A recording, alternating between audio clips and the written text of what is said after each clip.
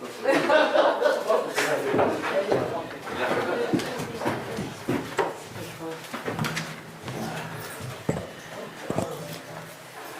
Prime Minister, let me start to thank you for accepting my invitation to Luxembourg that I extended to you during my visit a few months ago in Belgrade. This is a clear indication in a new dynamic and of our bilateral relations. Your visit today, also with your delegation, I want to thank also all the members of your delegations, allows again to highlight the ties that connect both countries, Luxembourg and Serbia, but most importantly also our people.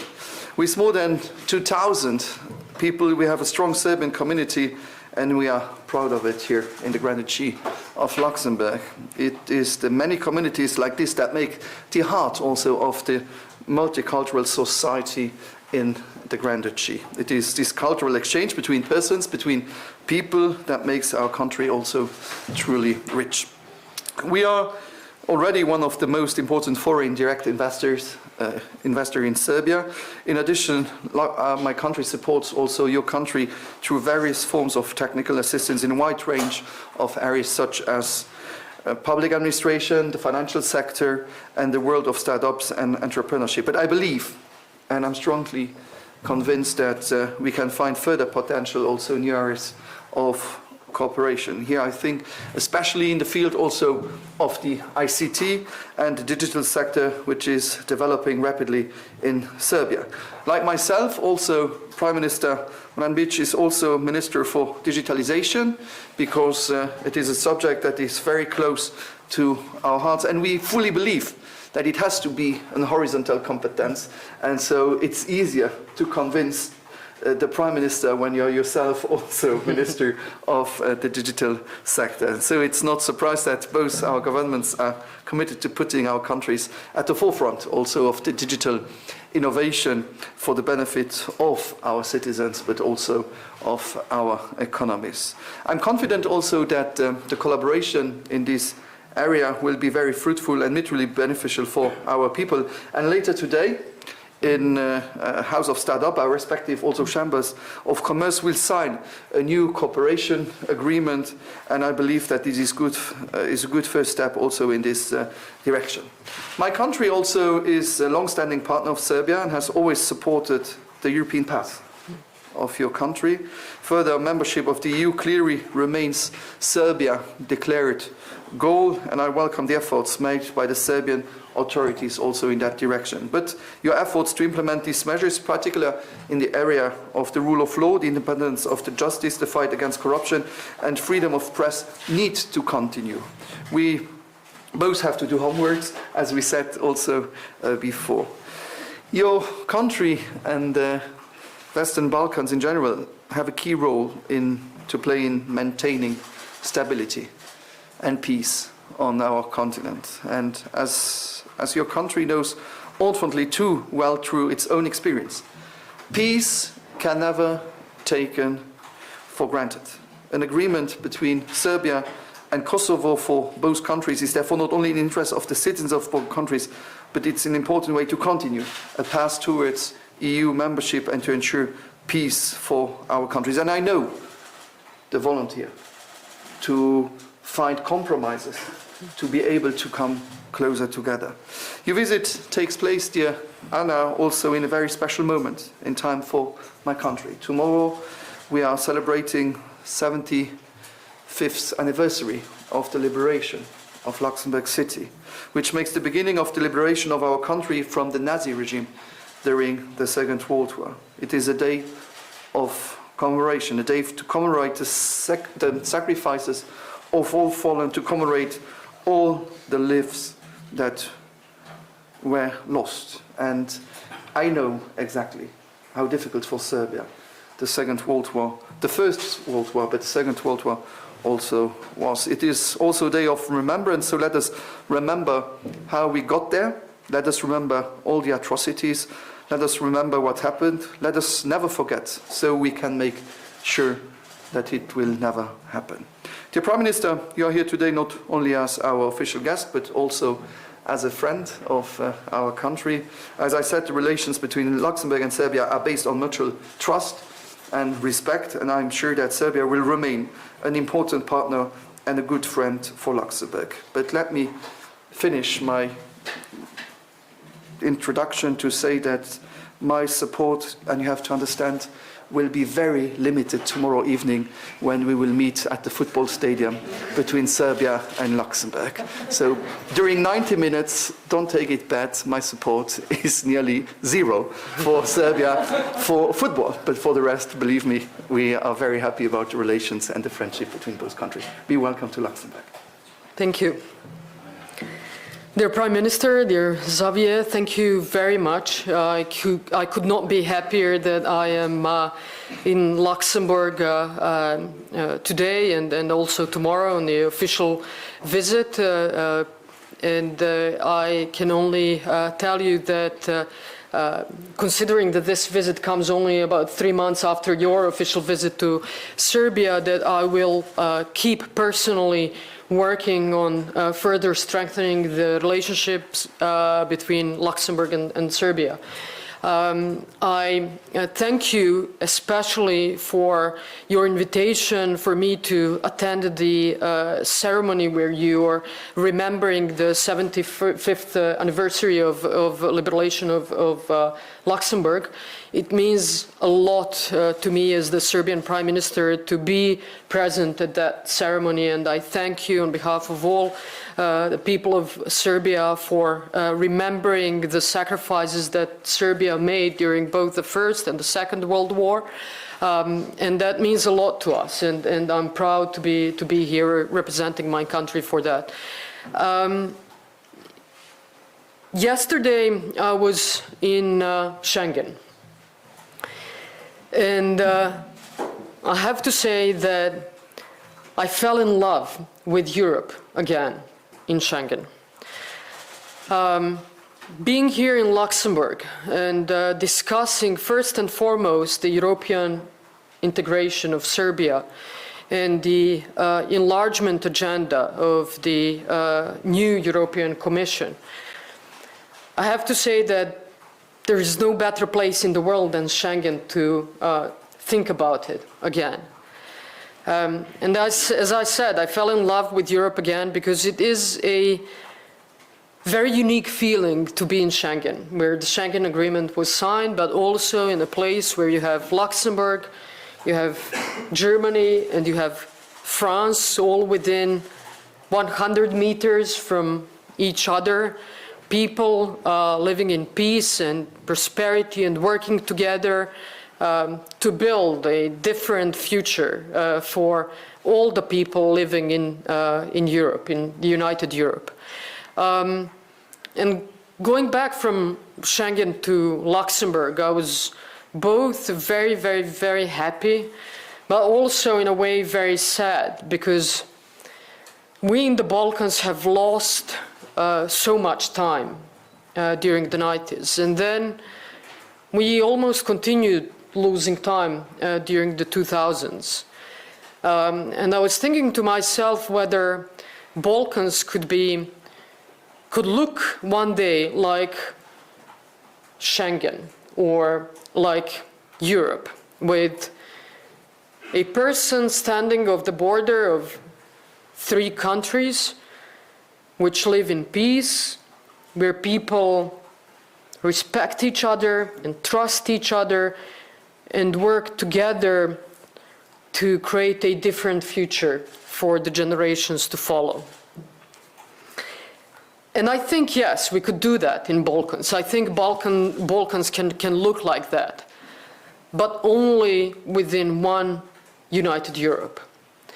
And I have to say that after all of these decades of peace and stability and prosperity, citizens of the European Union started taking these things for granted. And we in Serbia and we in the Balkans know that those things cannot be taken for granted. And that's why I think we have such a strong European drive to join the European Union. And so I've asked Prime Minister Bettel for him personally and for Luxembourg to continue supporting the enlargement agenda in the new European Commission. And on behalf of Serbia, I would also like to thank you for all of your support to date, because Luxembourg has been one of the strong supporters, the country that truly, I think, appreciates the need for European Union not to enlarge, because enlargement would mean to expand European borders, but to encompass the Western Balkans that is surrounded by the European Union, to encompass also the Western Balkans into the European Union and European member, the European family of nations. I think that that agenda is as important for the Balkans as it is for Europe. Because again, the long-term peace and stability will come from us becoming part of the European Union. We will continue implementing our reforms. We know what we need to do. We know that we need to continue strengthening our economy. We know that we need to continue working on making our public administration more efficient, more transparent. We know that we need to continue with the reforms in the area of the rule of law, which are perhaps the most challenging ones at this point in time, considering that the most difficult things have been done by my predecessor, current president, Mr. Aleksandar Vučić, at the time, at his time as the prime minister in the area of economic reforms and fiscal consolidation measures. So now we have to focus on the rule of law, and I can guarantee that we are fully aware of that. Now, the second thing on our agenda was, and the second thing on the agenda of Serbia is regional stability and regional cooperation. Without stable and predictable region, there is no stable and predictable Serbia. And we are fully aware of that, and we will continue working on regional stability and building with the support of our European partners, and especially through the Berlin process, more stable, more integrated, better connected region. And again, I asked the Prime Minister Bettel for continued support of Luxembourg in building this more stable, more integrated, stronger region. Finally, in terms of the economy, I'm so happy that we share this vision of countries that can make the full use for its people and for its youth of the challenges but also opportunities being brought about by the fourth industrial revolution. My goal as the Prime Minister when I took over the government in 2017 was that we begin transformation of our economy so that we create the economy that is more focused on knowledge, on innovation, and provides more opportunities to youth. And so in that respect, I'm happy that today I'm going to visit the House of Startups. I'm also happy to say that Serbia has already made significant achievements in that respect, and that, for example, our exports of IT services has doubled compared to 2016, and that today it's one of the strongest sectors that we have. And that this afternoon our Chamber of Commerce, as you said, will sign the Memorandum of Understanding with your Chamber of Commerce, but that almost immediately afterwards we continue working on organizing this event in spring, which will enable that your fintech, startup, and innovation companies come to Serbia, and we continue on developing this business-to-business collaboration between Luxembourg and Serbia. With this, I would like to end and say that I will remain committed to our cooperation, university cooperation, people-to-people cooperation, cultural cooperation between Luxembourg and Serbia. Thank you so much again for your invitation for me to visit Luxembourg, and thank you again on behalf of the people of Serbia, of our citizens, for inviting me to represent Serbia on tomorrow's event, the 75th anniversary of liberation of Luxembourg. Thank you very much. Thank you. Hello, my name is Tihana Bajic, National Television of Serbia. I have a question for Prime Minister Bettel. So we know that your country has the highest standard in European Union. So do you have some advice for Serbia? How can we become more like your country?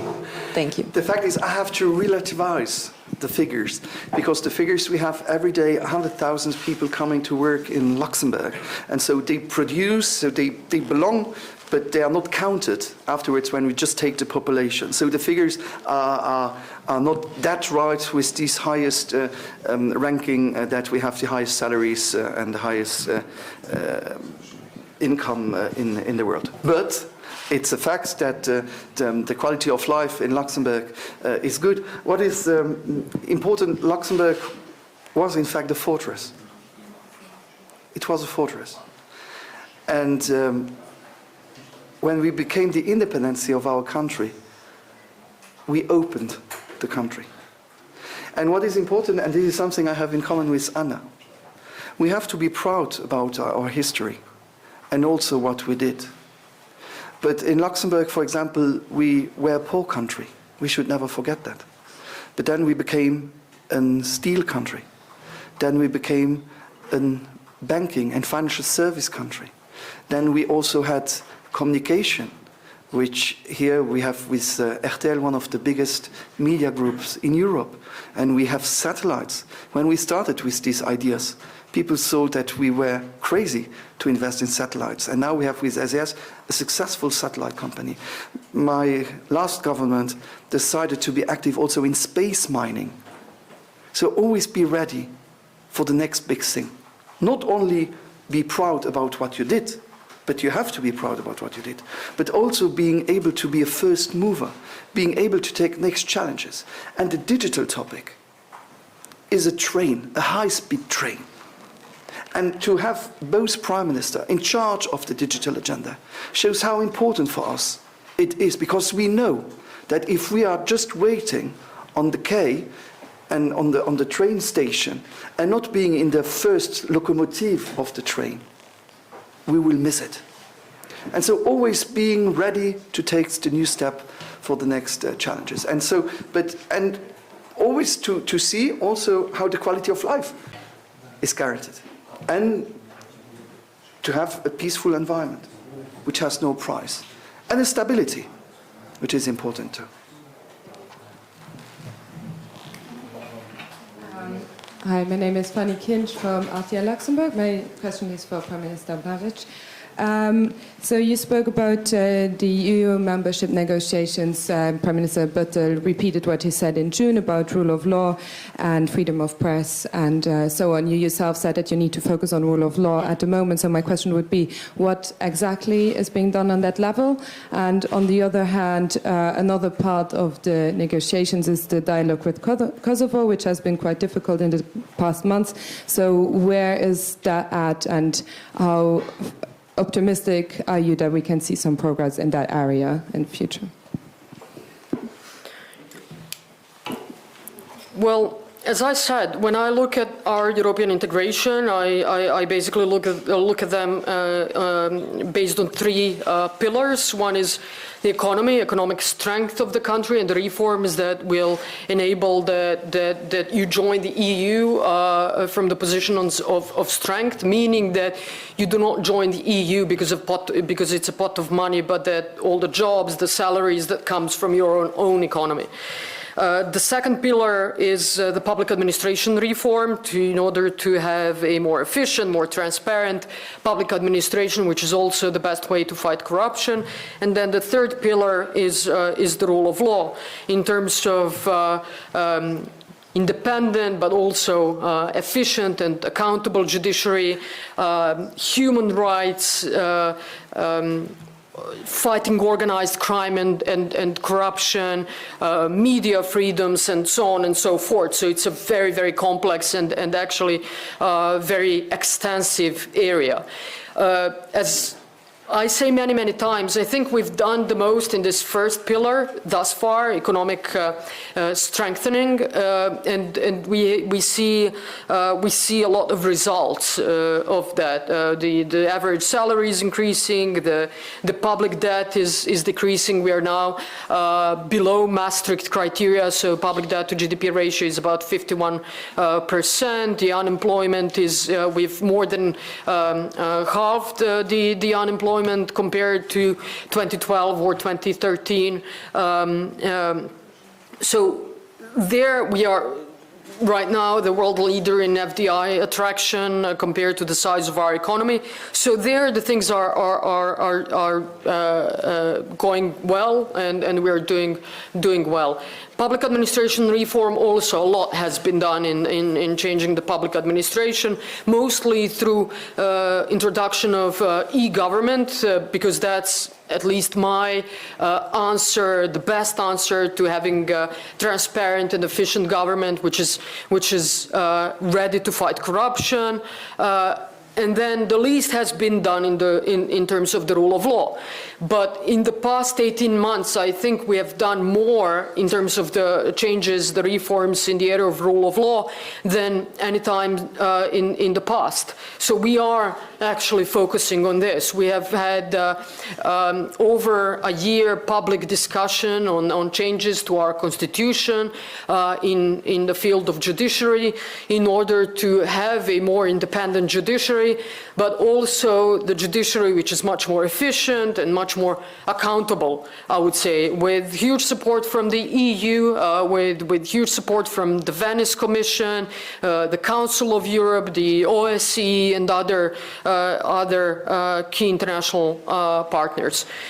We have also started with, in terms of the media freedom, with the media strategy, again, with huge support from the European delegation in Serbia, from German Konrad Adenauer Stiftung, Norwegian Embassy, OSCE, and for I think about 9 months we worked together in the joint working group where we still have actually 9 representatives of media and journalists associations, 9 representatives of government.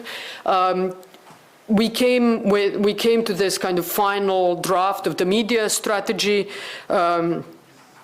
And hopefully, I hope that next week I'll have another meeting with all of them, and that we are going to finalize this draft and hopefully soon adopt the media strategy, which is going to be the basis for the set of either new media laws or changing the existing media laws to ensure that we have in the future a different media scene.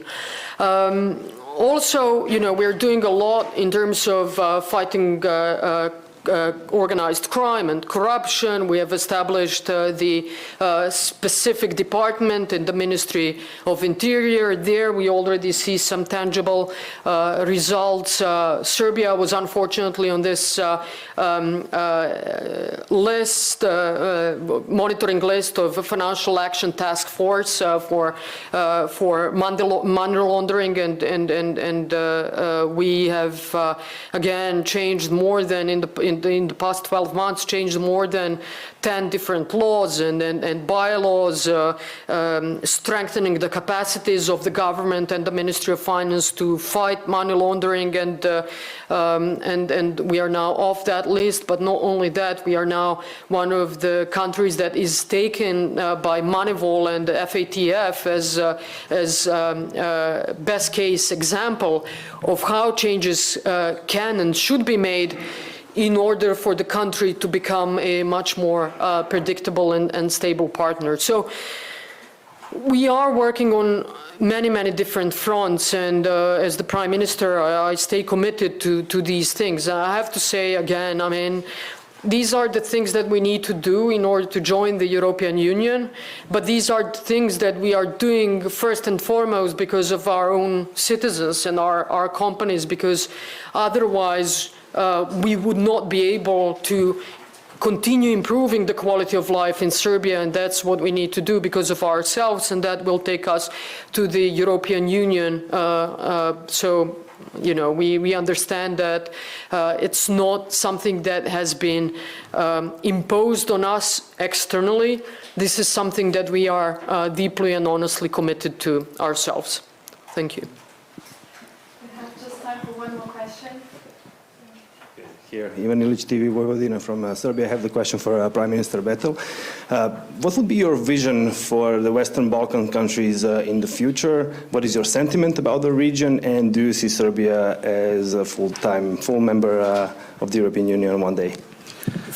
So that's a lot of questions. I thought we were in a hurry, so we have to be very short on that topic. We should never forget, I spoke about our history, that the Balkans is a place where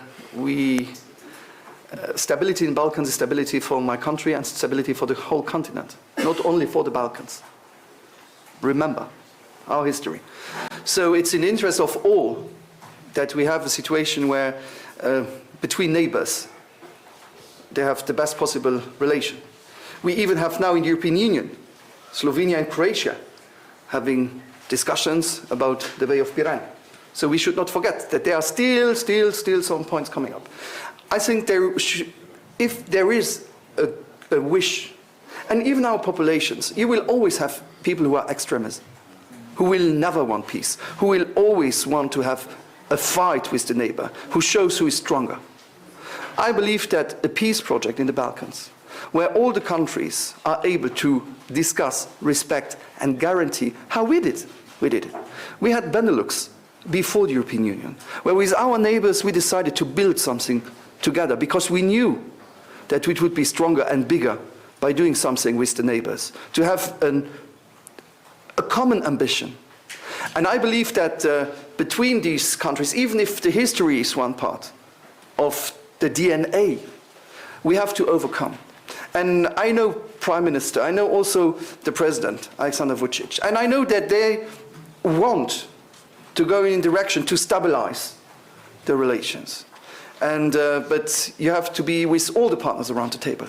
It's not a monologue of Serbia, it's not the monologue of Kosovo, it's not the monologue of Croatia, it's not the monologue of Slovenia, it's not the monologue of Bosnia.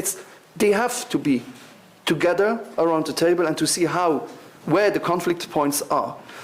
I asked Prime Minister, I'm very honest and transparent with you, I asked Prime Minister, they have elections now soon, in Kosovo, for example. If it's useful to go to Kosovo after the elections, if they need to have, sometimes it's terrible because sometimes you are a neighbor but you don't speak with your neighbor directly. But we are ready as European Union, and you know that Germany and France already also offered to have this dialogue between those countries. So I know that the future of Serbia is in the European family.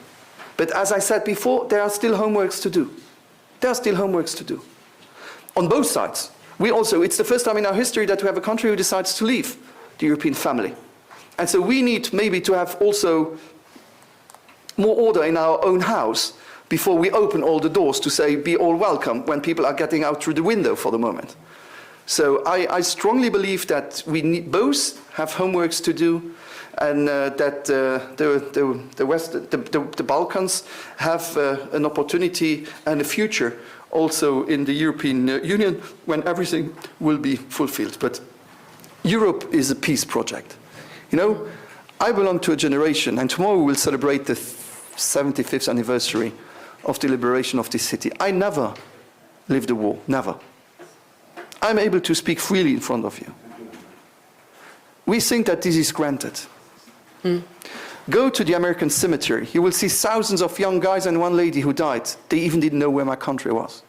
Go to Auschwitz, go to these places where millions of people were killed because of a crazy regime. And this didn't happen on the other side of the world. It even happened in my own country, where people were condemned because they were Jewish, because they were communists, because they didn't want to fight for the Germans, because they were gay, because they were gypsies, because they were disabled. I don't want to live that again. And we should not go that far in our history book to see that sometimes history is repeating. And people who doesn't want to recognize that are killing all these victims a second time. We should not forget that.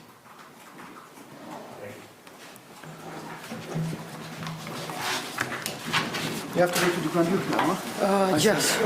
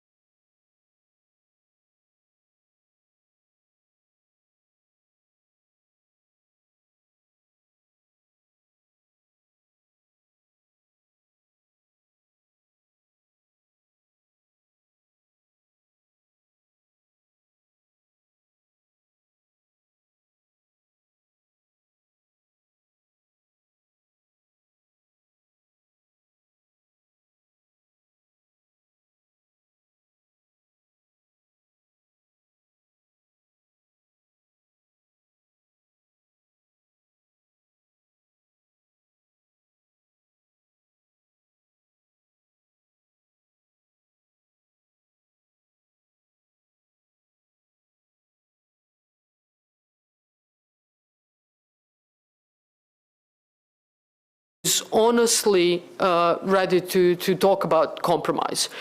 And we will see. I hope that following the elections, we will have people who are brave enough and responsible enough, first and foremost to their own citizens, to be able to talk about what the long-term sustainable solutions entail. But we will be there. Thank you. Dobro, hoćemo pitanja neka? Ne, samo kratko izjave. Ok. Idemo, pa ćemo posle.